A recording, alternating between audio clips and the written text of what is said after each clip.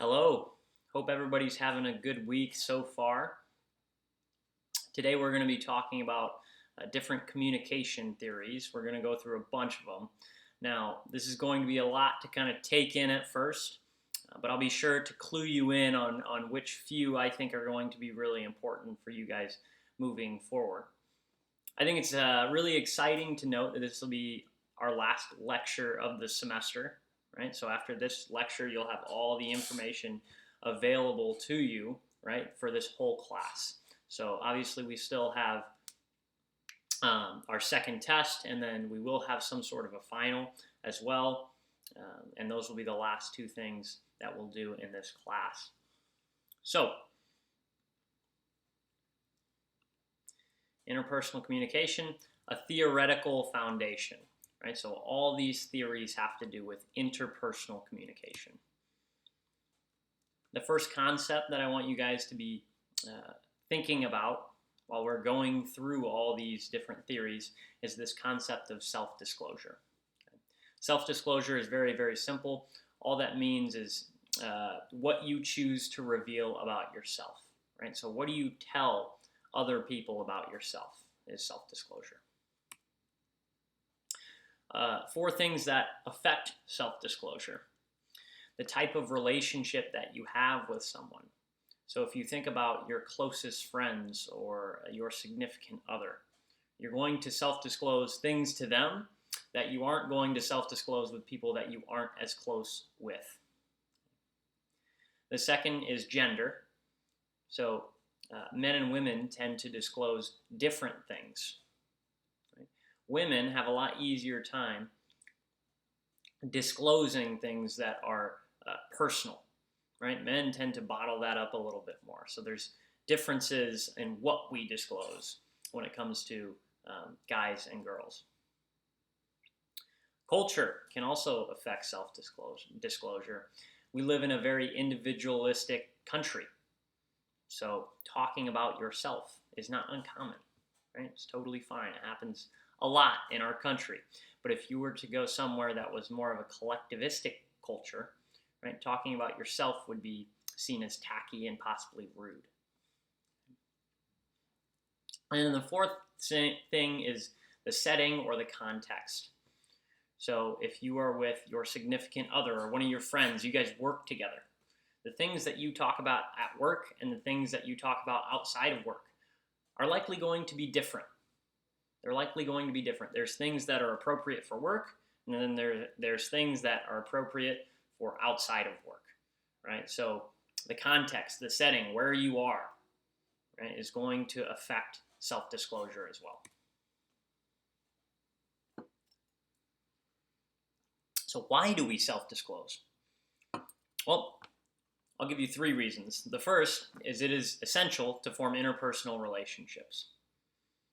Right? So think about the people you have interpersonal relationships with. You've told them something about yourself. You've let them into your life in some way. Right? In order to form a meaningful interpersonal relationship, you're going to have to let them in and tell them something about yourself. Think about even your coworkers. Right? They're going to know something about you, even though your relationship maybe isn't super, super deep. Right? You're still going to self-disclose things to them. The second reason is this concept of self-presentation. What this means is that we tend to reveal things about ourselves in order to get people to view us a certain way. So we are presenting ourselves a certain way. And this has a lot to do with our self-image. So the way that we view ourselves, the way we see ourselves. If I see myself as someone who is very, very intelligent, I'm likely going to strategically disclose things to make other people see me as intelligent. Right? We present ourselves the way we view ourselves most of the time. Right? So this self-presentation, the concept of self-presentation, we strategically reveal things about ourselves to make people view us a certain way. And then the third reason is catharsis. Right? So this refers to, it literally means like venting. Right? We're getting something off our chest. So if you think about, I know my girlfriend, for example, sometimes she has a rough day. She comes home and just vents for a little while, right? Every now and then, not often, right? But it's cathartic. She's just getting stuff off her chest.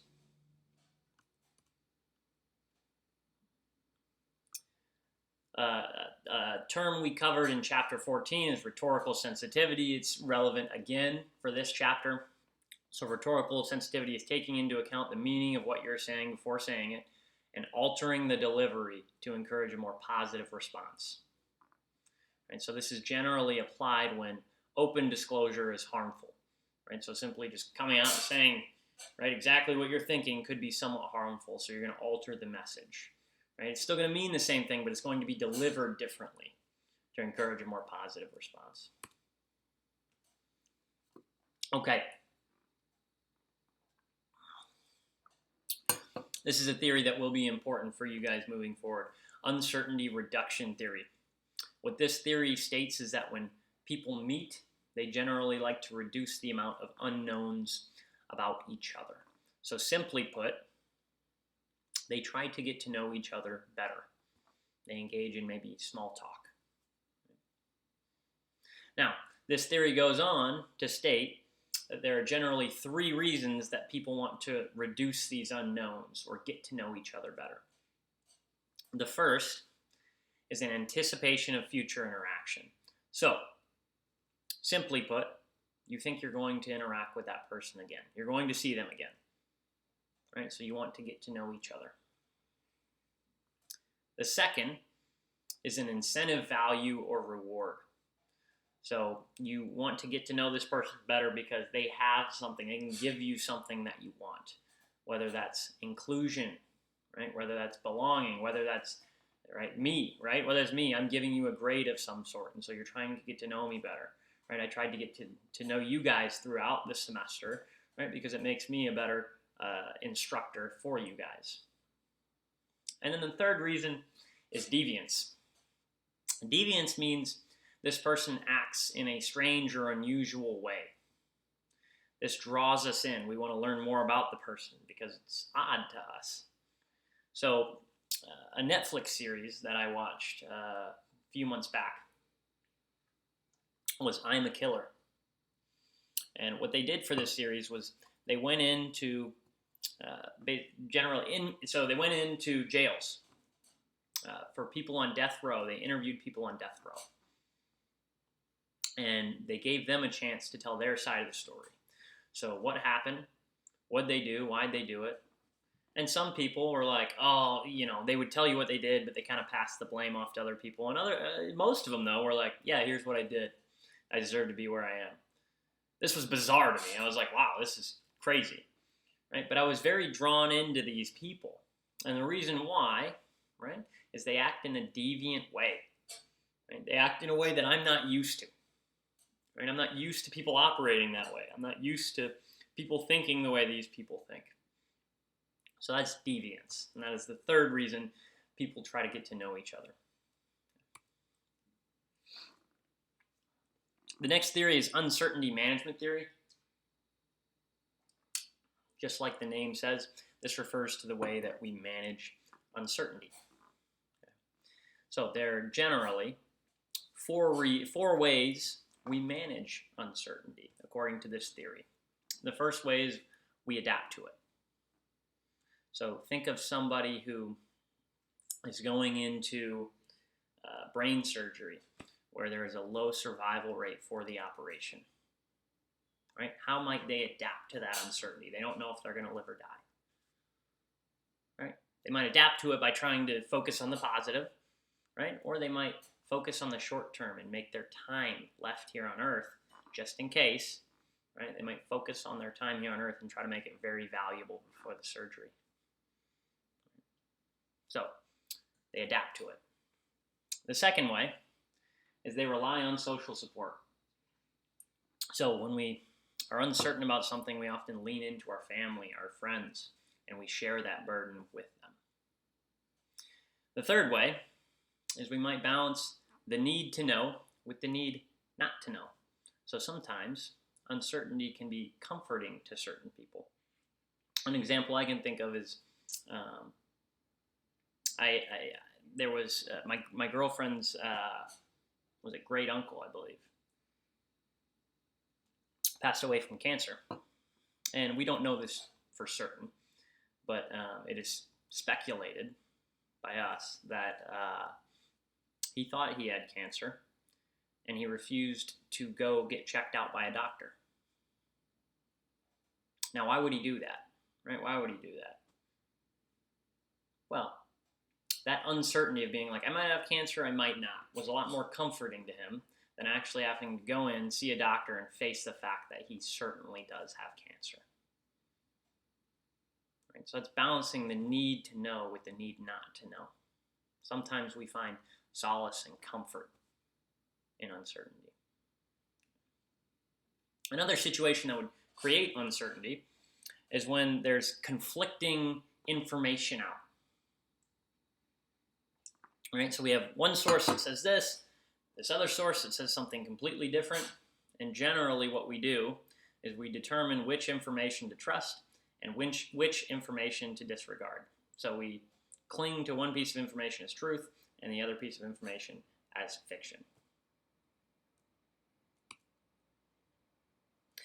The next theory, social information processing theory. We're going to fly through a couple of these. This is going to be one of the ones we move rather quickly through.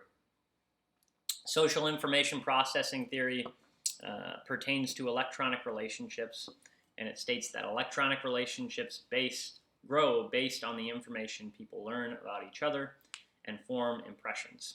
So, it has everything to do. What this theory suggests is that these electronic relationships can grow based only on self-disclosure. Right? You're telling each other about yourselves. Now, I don't know if I necessarily agree with this, because it is absolutely possible to have an electronic relationship where you are talking about things other than yourself. So, maybe not totally accurate, right? There's something to it.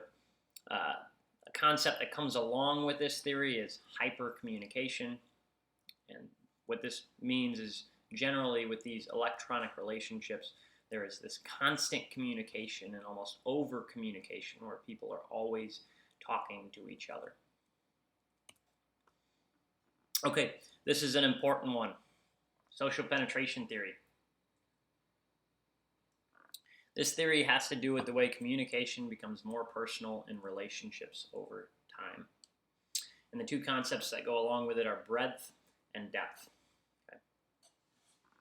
Now, I want to make sure you guys can see this. Hopefully you guys can see this all right. I'm actually going to fiddle around here for 1 second just to ensure that you guys can actually see what's written down on this piece of paper here. So, I want you to imagine this theory is represented by an onion. Okay, see the onion. On the outside of the onion, we have breadth, and towards the center of the onion, moving from outside to in, we have depth. Okay. What this theory suggests is that as relationships grow, depth increases and breadth decreases. So, what does breadth refer to? Breadth refers to the amount of topics talked about when we first meet someone, right? The amount of topics talked about. So, when you first get to know someone, what do you talk about? Well, you engage in small talk, right? Who are you? How many siblings do you have? What sports teams do you like? What do you do for hobbies, right? So, all these different topics. That's breadth. This theory suggests that as we get to know somebody more deeply, breadth, so the amount of topics we talk about, decreases, and depth increases. Right? So instead of how many siblings do you have, right? As you get to know somebody more, it might be, hey, what's your relationship like with your brother? Right? As you get to know them even more, does it bother you that you're not closer with your brother? So that communication, that topic, right? You're going deeper and deeper into that discussion as you get to know someone better. Okay, so that's social penetration theory. Think of the onion, breadth and depth. Social exchange theory. This theory states that People see relationships as exchanges that have both costs and benefits. And what the theory states is that if the benefits of the relationship outweigh the costs, there's a happy relationship. If the costs start to outweigh the benefits, it might turn into an unhappy relationship, or maybe the relationship will be ended at that point, right? So benefits outweigh the costs, happy relationship. Okay, two more. Interpersonal needs theory.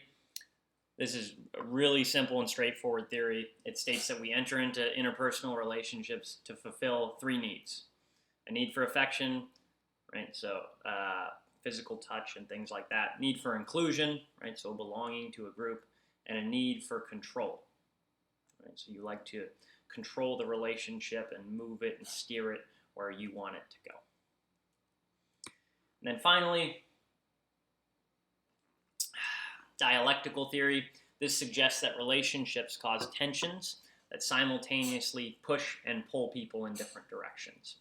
And this push and pull concept can be applied here to connection and autonomy, openness and closeness, and novelty and predictability. So connection and autonomy, there's this push and pull. So in these relationships, you want a need for connection with the person, right? You want to be a part of this small group, right? But you also want autonomy. You still want to remain an individual. And so you're constantly balancing your need for connection with your need for autonomy. Openness and closeness. And this can really tie into connection and autonomy. Think about how open you are with someone. Generally, the more open you are with them, the more connected you are to them. Right? So you want to be open with people. You want to be able to be honest and vulnerable and let people see you for you. But you also want to keep certain things private. There are certain things you don't want to open up about. And so again, this push and pull, you're constantly balancing openness with closeness. And then finally, novelty and predictability. And so you're balancing novelty and whatnot. Novelty is really referring to as this spontaneousness, right? How spontaneous is someone? So in a relationship, right, you want somebody who maybe surprises you from time to time. It's spontaneous. It's like, hey, let's go do this, right? But you also want a certain level of predictability, right? So again, you're constantly balancing novelty and predictability. That is all I have for you guys. So at this point, you have all the information for this course. So the next two things we'll be doing, well, you have an assignment for this week, right, over chapters 13 and 14 that I will be opening up shortly. After that, we have our second exam, and then we will have our final. Don't stress too much about the final, okay? Just worry about the second exam at this point. We will go over information about the final, and you will know exactly what is going to be on it. So for next week, I will put a list of topics onto Talon, right? That will be on the second test. And then we will take the test at the end of next week, so a week from Friday. Okay, so May 1st. I believe is the date. Let me double check that. May 1st. Yes, May 1st. We'll be taking that second exam. So I'll post a list of concepts at the beginning of next week for you guys to know for the exam. And if you know those, you'll do very well on the exam. So congratulations on having all the information for the course. We're almost done. We're almost there. Let's finish strong.